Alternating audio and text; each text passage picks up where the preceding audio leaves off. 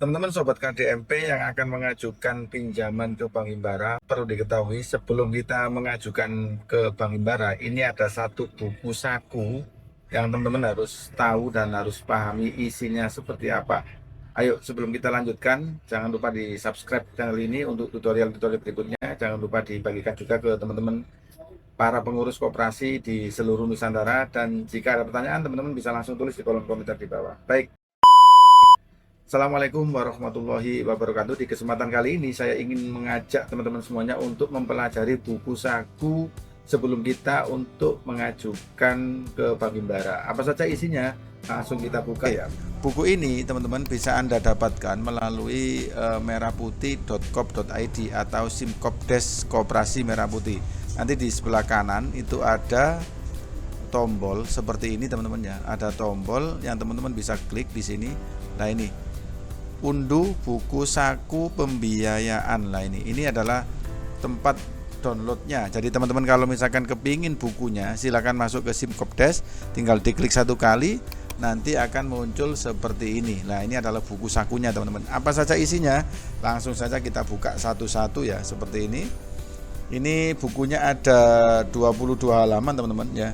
Ada 22 halaman. Sama saya juga masih belum tahu isinya apa. Yang jelas kita harus tahu kriteria-kriteria apa saja yang perlu kita siapkan sebelum kita mengajukan pembiayaan ke Bank Himbara. Seperti ini cover, kemudian di bawahnya ada kata pengantar. Saya kira ini nggak usah dibaca. Sambutan ketua nggak usah dibaca. Latar belakang, tujuan, dasar penyusunan nggak usah diwoco wis.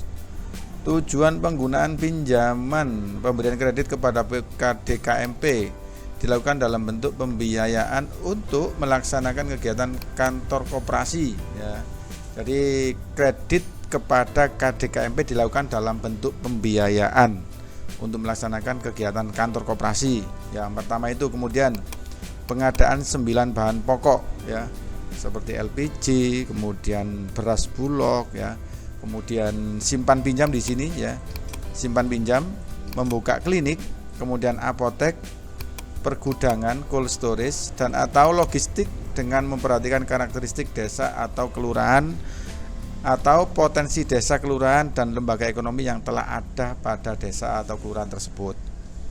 Yang kedua, untuk membiayai kebutuhan belanja modal yang digunakan untuk memperoleh atau menambah aset tetap dan atau aset lainnya seperti bangunan, mesin, kendaraan, dan peralatan. Jadi kredit ini teman-teman, ini pertama digunakan untuk pembiayaan pengadaan kantor koperasi, kemudian gerai yang ada 9 itu ya, kemudian membuka simpan pinjam, klinik, apotek, dan lain sebagainya yang ada di juknis pemerintah yang disarankan untuk membuka di KDKMP kita itu. Kemudian untuk membiayai belanja modal ya, ini yang capeknya, kapek ya, ini digunakan untuk memperoleh menambah aset atau aset lainnya seperti bangunan, mesin, kendaraan. Jadi kalau misalkan kita butuh kendaraan, kita beli. Kemudian kita butuh membangun bangunan, kita bangun ya. Kemudian kalau misalkan butuh mesin, ya kita belikan mesin. Itu untuk peralatan atau modal yang jangka panjang. Sedangkan untuk biaya operasional lah ini yang apeknya teman-teman ya, opeknya untuk pembiayaan kebutuhan belanja operasional berupa belanja untuk kegiatan rutin KDKMP, misalkan belanja seperti kulakan produk-produknya, kemudian gaji karyawan, kemudian operasional lainnya, listrik, ya, PDAM, dan lain sebagainya, itu di nomor 3 ini. Baik, yang kedua, kriteria penerima pinjaman. Apa saja yang bisa, siapa saja yang bisa memperoleh pinjaman ini? Yang pertama, mendukung implementasi peraturan Menteri Keuangan atau PMK dengan menjadikan koperasi desa sebagai lembaga keuangan alternatif yang efektif dalam menjangkau pelaku usaha kecil di wilayah pedesaan. Ya ini, karena kemarin di PMK itu sudah ada menggelontorkan uang ya sebesar 200 triliun yang diberikan ke Bank Himbara. Artinya kalau misalkan Bank Himbara ini nggak menyalurkan juga, mereka juga repot ya, karena mereka butuh memutarkan uangnya itu. Kemudian yang kedua adalah memberikan panduan yang jelas dan terstruktur bagi koperasi dalam proses pengajuan pembiayaan. Itu yang kedua ya teman-teman ya, kriteria penerima pinjaman. Kemudian yang ketiga, kriteria penerima pinjaman yang ketiga, KDKMP existing. Apa maksudnya? Nah ini, Memiliki usaha yang telah aktif berjalan tanpa batasan minimal lama usaha yang dibuktikan ya. Misalkan teman-teman sudah membuka satu gerai, misalkan gerai logistik ataupun briling ataupun agen LPG dan lain sebagainya, tanpa harus minimal ada lama usahanya, karena kita memang masih baru sekali. Kalau misalkan sudah ada yang berjalan, langsung disuntik modal. Kemudian yang kedua adalah melalui dokumen hasil kunjungan petugas bank. Nah, nanti petugas bank akan turun ke lapangan untuk memperoleh data seberapa valid atau seberapa prospek dari tempat usaha tersebut ya, seperti itu. Kemudian yang C, tidak tercatat dalam daftar hitam nasional selama 1 tahun terakhir. Kalau ini mungkin salah satu pengurusnya ada yang ada di blacklist BI checking ya, tercatat di OJK, mungkin ini menjadi salah satu halangan ya teman-teman ya. Jadi itu perlu ditanyakan juga. Ini kira-kira kalau misalkan ada pengurus yang ada daftar hitam di bank himbara ataupun di OJK, ini bisa nggak masih mengajukan? Nah, ini nanti menjadi bahasan tersendiri mungkin ya. Oke, yang keempat yaitu yang D, hasil slik-an KDKMP memiliki kolektibilitas lancar selama 12 bulan terakhir. Kita aja pinjem belum sama sekali teman-teman ya, jadi ini nggak akan masuk ini. Hasil slik menunjukkan bahwa pengurus dan pengawas KDKMP mempunyai catatan kredit lancar, tidak pernah mempunyai riwayat nunggak. Nah, ini yang ditanyakan ini KDKMP pengurusnya dan pengawasnya ya. Ketentuan ini tidak berlaku untuk pinjaman kredit konsumtif seperti kartu kredit, KPR, pinjaman maupun kartu kendaraan bermotor di bank. Jika mempunyai tunggakan pinjaman, maka harus dibayar terlebih dahulu, dibuktikan dengan bukti pembayaran surat keterangan lunas. Seperti itu. Telah menjadi agen laku pandai bank pemberi pinjaman ya, seperti Bank BRI itu ada namanya Briling, BNI ada agen BNI dan lain sebagainya. Menyerahkan laporan keuangan periode terakhir yang telah ditandatangani oleh pengurus. Nah, ini kita kayaknya belum punya semua teman-teman ya, karena kita ada yang belum jalan sama sekali. Itu. Jadi nanti kita ajukan sesuai yang ada dulu teman-teman ya. Ini oke, lanjut ya. KDKMP baru tidak tercatat dalam daftar hitam DHN dalam kurun waktu 1 tahun. Nah, hasil slik AN KDKMP memiliki kolektibilitas lancar. Hasil slik menunjukkan bahwa pengurus dan pengawas KDKMP mempunyai catatan kredit lancar ya. Bahwa pengurus dan pengawas KDKMP mempunyai catatan kredit lancar ya teman-teman ya. Sekali lagi ini untuk teman-teman pengurus atau pengawas yang memiliki catatan kredit lancar atau tidak lancar, ini akan menjadi salah satu acuan ini nanti bisa dicairkan atau tidak ya di sini teman-teman ya. Ini harus menjadi catatan khusus untuk teman-teman yang mungkin punya riwayat blacklist di OJK ataupun di bank himbara. Kemudian untuk D, tidak pernah mempunyai riwayat menunggak. Nah, ini oke, ketentuan ini tidak berlaku untuk pinjaman kredit konsumtif seperti kredit KPR, mobil online ya, kendaraan bermotor di bank maupun di lembaga keuangan lainnya. Jika mempunyai tunggakan pinjaman, maka harus dibayarkan terlebih dahulu dan buktikan dengan bukti pembayaran atau surat keterangan lunas. Telah menjadi agen laku pandai bank pemberi pinjaman, telah mendapatkan pendampingan dari dinas koperasi setempat. Oke, seperti itu teman-teman ya. Oke, yang keempat, dokumen persyaratannya apa saja? Yang pertama, NPWP sudah ada, NIP harus ada, nomor induk koperasi harus ada, ADART ada, akte pendirian koperasi sudah juga ada, pengesahan Kemenkumham juga ada. Kemudian yang kedua, ini harus ada semua teman-teman ya. Yang belum punya NIP segera diurus ya. Termasuk saya di sini belum ada NIP-nya ya teman-teman ya. Kita agak lambat karena salah satu personil kita, bahkan 2 ya yang nggak bisa bekerja maksudnya masih ada kesibukan lain gitu kan. Jadi kita belum bisa maksimal dalam bekerja. Oke, yang berikutnya ini legalitas pengurus dan pengawas. Yang pertama, KTP dan foto diri, surat pengesahan penetapan pengurus dan pengawas dari instansi pemerintah yang menangani urusan koperasi. Ini. Kemudian dokumen pendukung ya teman-teman, surat permohonan pengajuan pinjaman KDKMP, surat persetujuan pengajuan pinjaman KDKMP Bupati Wali Kota Desa, proposal rencana bisnis yang telah mendatangkan urusan dari Bupati atau Wali Kota ataupun Kepala Desa, dokumen kerjasama antara KDKMP dan BUMN sesuai dengan proposal bisnis masing-masing, rekomendasi kelayakan Kemenkop Dinas Koperasi setempat, asli surat kuasa penempatan dana desa dari Kodes Bupati Desa ke KPA ya, kuasa pengguna anggaran BUN, atau bukti bahwa sudah diunggah di aplikasi Omspan, diserahkan setelah penandatangan perjanjian kredit. Surat kuasa dari Bupati Wali Kota jika penandatanganan perjanjian kredit diwakilkan. Berita acara musyawarah desa khusus sesuai Permendes nomor 10 tahun 2025 dan berita acara musyawarah pembangunan kelurahan sesuai Permendagri nomor 3 tahun 2025. Oke. Nah ini terus ini flow pengajuan kreditnya seperti apa? Teman-teman bisa lihat di sini teman-teman ya. Ini adalah flow chart yang bisa kita amati dari nomor 1. Ini nomor 1 pertama Kopdes atau KDKMP ini pertama melakukan pendaftaran. Kemudian nomor 2 memastikan kelengkapan dokumen ya, yang kedua. Kemudian yang ketiga mengajukan paket kemitraan bisnis via SIM Kopdes atau merahputih.gov.id ini. Kemudian persetujuan musyawarah desa yang keempat ya, yang keempat. Menyusun aplikasi pengajuan pinjaman dan proposal bisnis ini yang keempat. Yang kelima, persetujuan oleh Bupati, Wali Kota atau Kepala Desa untuk KDKMP. Untuk KDMP berarti itu kepala desa, untuk KDKMP ya.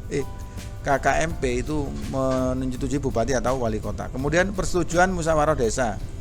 Ini jadi setelah membuat proposal desa harus sudah menyetujuinya seperti itu ya. Kemudian untuk yang ketujuh menyerahkan kelengkapan persyaratan peminjaman pengajuan pinjaman ke bank. Nah itu harus diserahkan ke bank. Yang terakhir penandatanganan perjanjian kredit. Nah ini setelah itu baru bisa dicairkan. Penilaian bank atas pengajuan pinjaman jika disetujui maka akan langsung cair seperti itu ke KDKMP kita. Oke, ini adalah salah satu tadi ya. Ini sudah saya baca tadi seperti ini. KDKMP melakukan pendaftaran melalui SIM Kopdes. Jadi pendaftaran pengajuan bank ini teman-teman harus melakukannya di SIM Kopdes atau Sistem Informasi Manajemen Koperasi Merah Putih yang ada di website merahputih.gov.id atau disebut dengan Microset teman-teman ya. Situ nanti teman-teman silakan klik pada menu pembiayaan. Permohonan pembiayaan di sini nanti teman-teman akan diarahkan ke halaman seperti ini teman-teman ya. Nanti ajukan permohonan pembiayaan seperti ini. Nah, nanti setelah itu teman-teman disuruh melengkapi semuanya sampai selesai semua kemudian disuruh ajukan seperti itu ya. Oke, saya next dulu teman-teman ya. Kemudian nomor 2, KDKMP memastikan kelengkapan dokumen atau legalitas telah terpenuhi. Ini sudah pasti ya. Kemudian KDKMP memilih dan mengajukan paket kemitraan bisnis melalui SIM Kopdes didampingi bank dan BUMN pemasok. Mitra bisnis yang tersedia adalah agen laku Pandai Bank, sub pangkalan LPG, ya, rumah pangan kita Bulog, agen pos, warung pangan ID Food, agen PLN, Kimia Farma.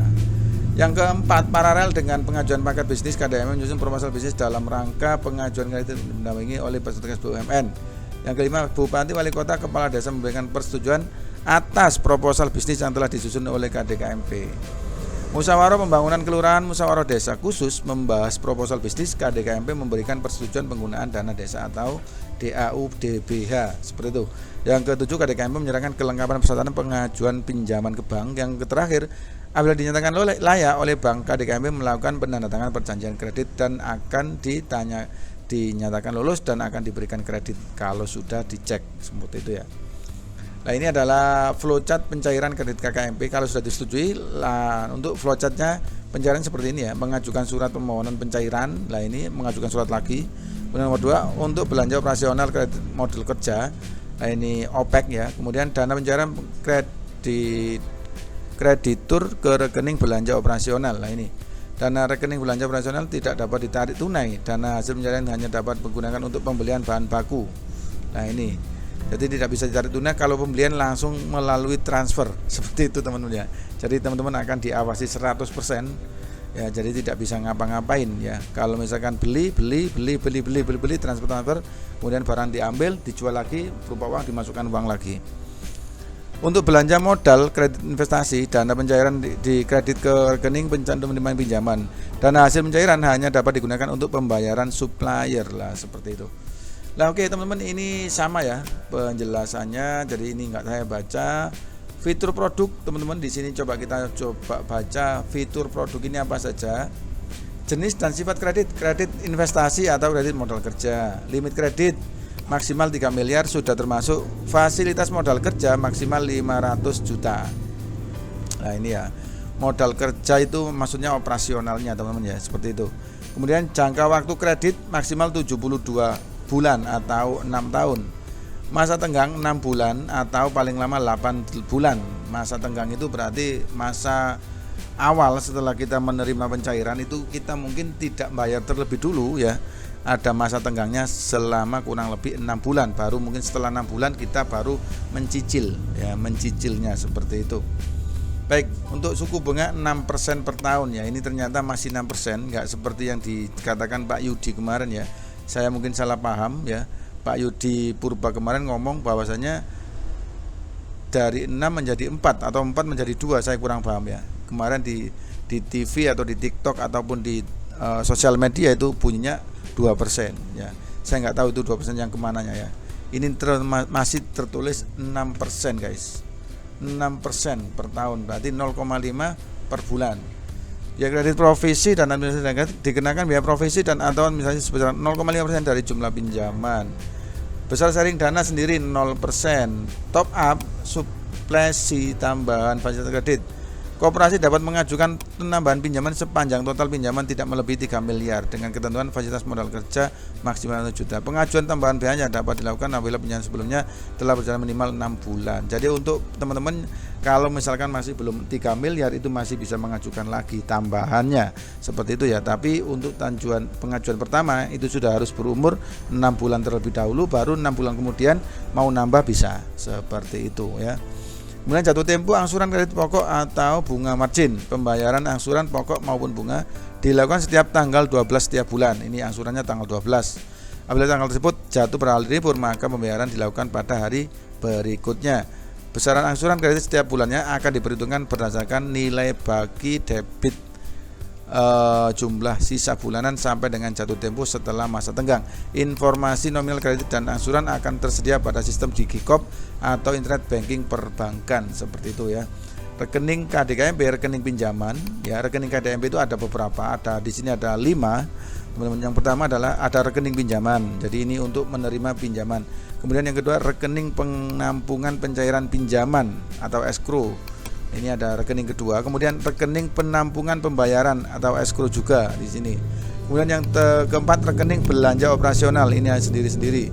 Kemudian rekening operasional KDKMP. Nah, ini ada 5 rekening, kemungkinan berbeda-beda dan aksesnya pun berbeda-beda ya teman-teman ya. Mungkin ada yang bisa login di mobile banking atau yang di internet bankingnya seperti itu. Jadi nanti misalkan mau pembayaran bisa login dulu kemudian transfer seperti itu ya. Oke teman-teman, kemudian ini di nomor masih banyak sekali teman-teman ya. Ini aplikasi pembayaran, mekanisme pendatangan perjanjian kredit teman-teman ya. Surat penawaran kredit. Nah ini masih banyak sekali teman-teman ya. Mekanisme pencairan pinjamannya. Nah ini saya kira teman-teman bisa membacanya sendiri nanti ketika teman-teman sudah akan mengajukan pembayaran. Teman-teman bisa mendownloadnya buku ini di Simkopdes Merah Putih atau di Microset teman-teman ya. Nah, nanti model bisnisnya seperti ini teman-teman ya. Jadi agen laku pandai pembiayaan misalkan seperti ini ya. Jadi Kopdes atau KKMP itu nanti bisa bermitra atau bermitra atau bekerja sama dengan PT Telkom, Himbara, Pupuk Indonesia, Pertamina, Bulog, ID Food, Kimia Farma, Pos Indonesia seperti itu. Nah, ini model bisnis KDKMP ini file 8 in 1 ya, 8 in 1 seperti ini ya, teman-teman ya. 1 2 3 4 5 6 7 8 dalam satu bisnis. Seperti itu ya, teman-teman ya. Agen laku Himbara, kios pupuk PIHC, sub pangkalan LPG Pertamina, gerai sembako Bulog, agen pos logistik, apotek Kimia Farma, penyedia sistem Digi Koperasi Telkom. Nah itu. Kemudian mekanisme pemberian persetujuan bupati wali kota lah ini teman-teman ya. Untuk suratnya bagaimana?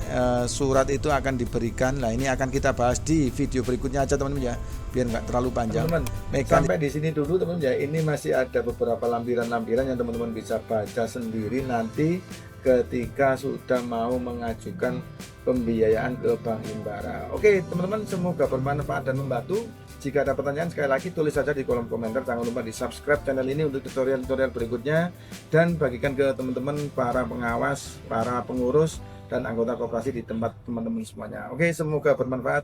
Assalamualaikum warahmatullahi wabarakatuh.